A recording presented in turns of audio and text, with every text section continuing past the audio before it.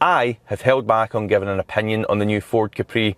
And that's because, perhaps like some of you, I've been living with a bit of naive hopefulness that this is just going to come out to be one big marketing ploy to get everyone up in arms and talking about it before Ford say gotcha and unveil something that at least doesn't take a massive dump on the Capri's legendary name.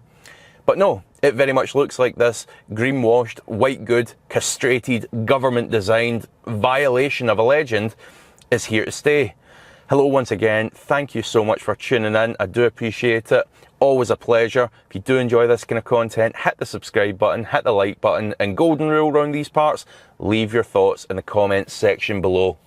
So people are properly annoyed about this, and honestly, I get it, I'm with them, because this new Capri is such a departure from the original that it's just a travesty that they've used this name on it. The original was the epitome of cool. It was designed by Philip T. Clark, the guy behind the Mustang. It was desirable, it was sexy.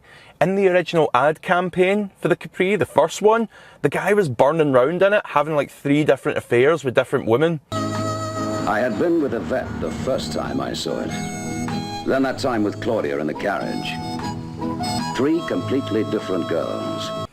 My dad had one, the Capri, not the affair, that I know of at least anyway. For once it wasn't about the mortgage, it wasn't about the 9 to 5, it wasn't about the hardships of life.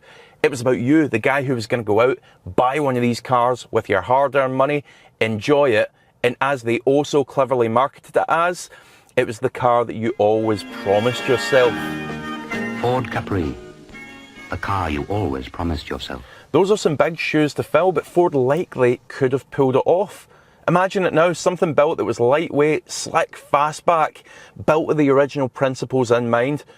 Maybe leave out the affairs, but other than that, pretty bang on. People would have gone crazy for that.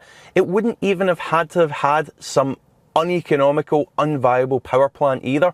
Just something that fulfills that personality that the first one captured so well.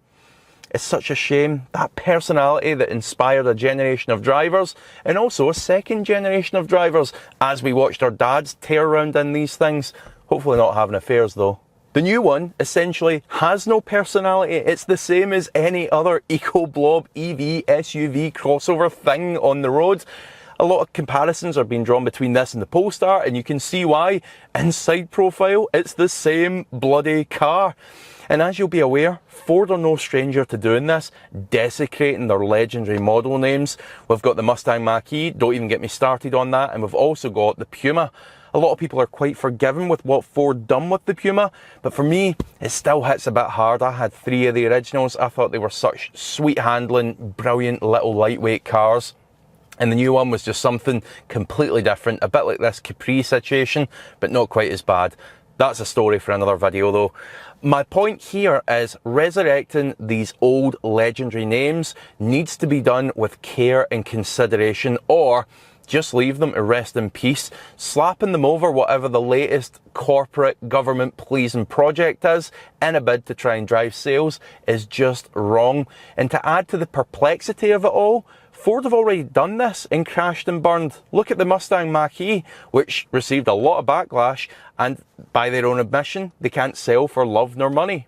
Now, the one silver lining to this whole sorry situation is because this new car is so undesirable and the recipe is so wrong, it's probably going to drive up the price of the originals.